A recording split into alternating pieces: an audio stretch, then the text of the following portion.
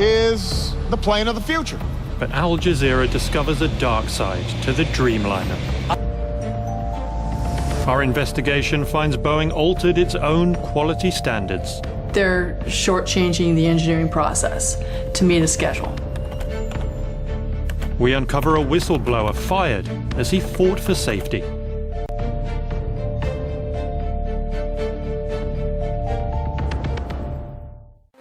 We were all inside the factory with artificial lighting, big stage, Tom Brokaw, huge screens.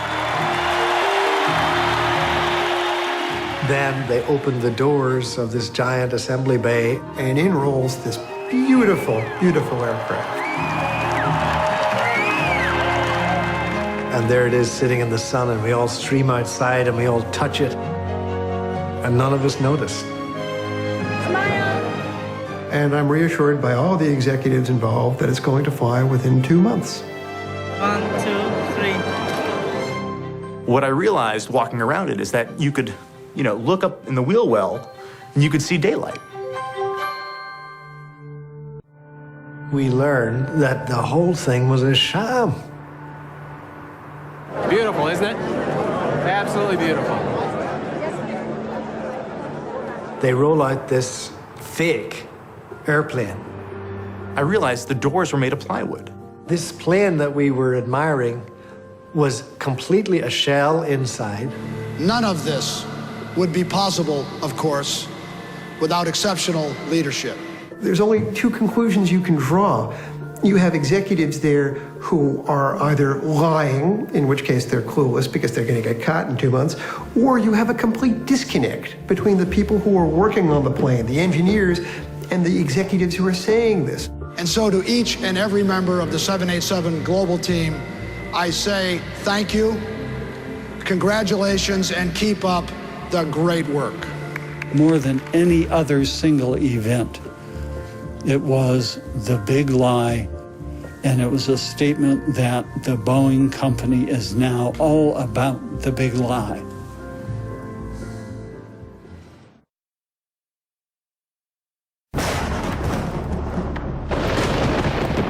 The quality engineer told us deviating from the process compromised safety.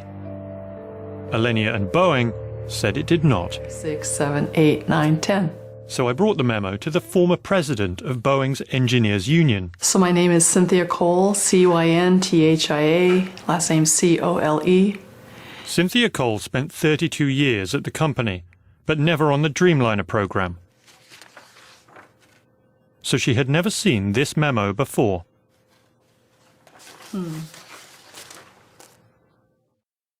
Wow.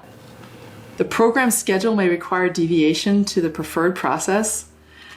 See, that one sentence right there, that one fragment of the sentence, you don't change your quality process for schedule. You make quality happen in the schedule.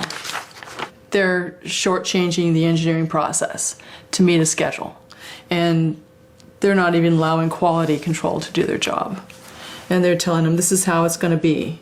I don't see how these people who write these things and agree to these things, on the signatures down here, how they sleep at night. I just don't get it. How can you do that? As an engineer, I find that reprehensible. How does that make you feel as a flyer? Oh, yeah, I'm not flying on a 787. That just makes, because I've been kind of avoiding flying on a 787, and seeing this, I would definitely avoid flying on a 787. I wouldn't fly on one of these planes. You wouldn't? Why wouldn't you? Huh? Why wouldn't you? Because I see the quality going down around here.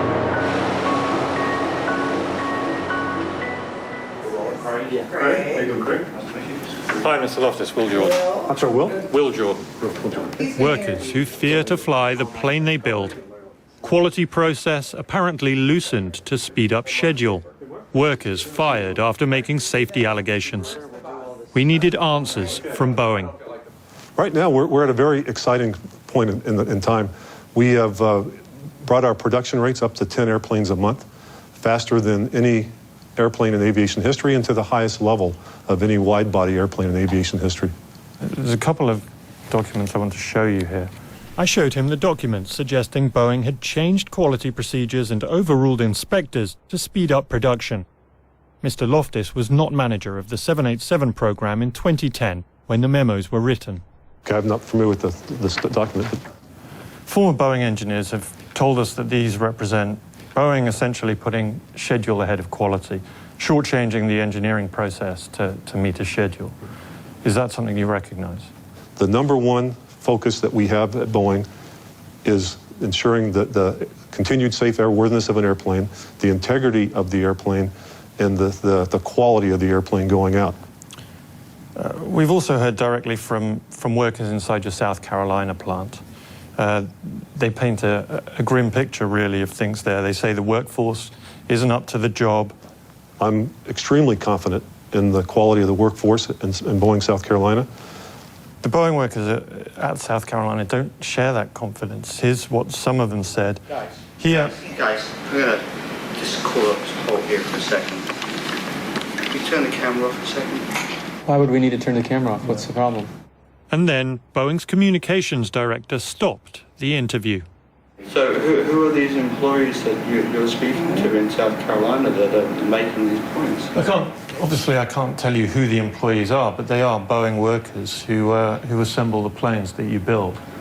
Well, I'm not sure it's appropriate here and now. Well, I'm assuming the buck stops with the Boeing commercial airplanes management, and so the most senior managers are the ones to answer this.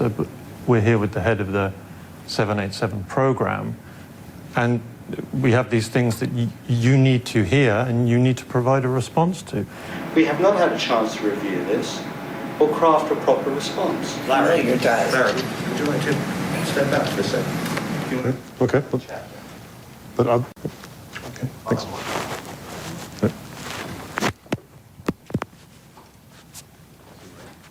We're very, very happy. Yeah. From a seating point of view, how is it different? Are there more restrooms?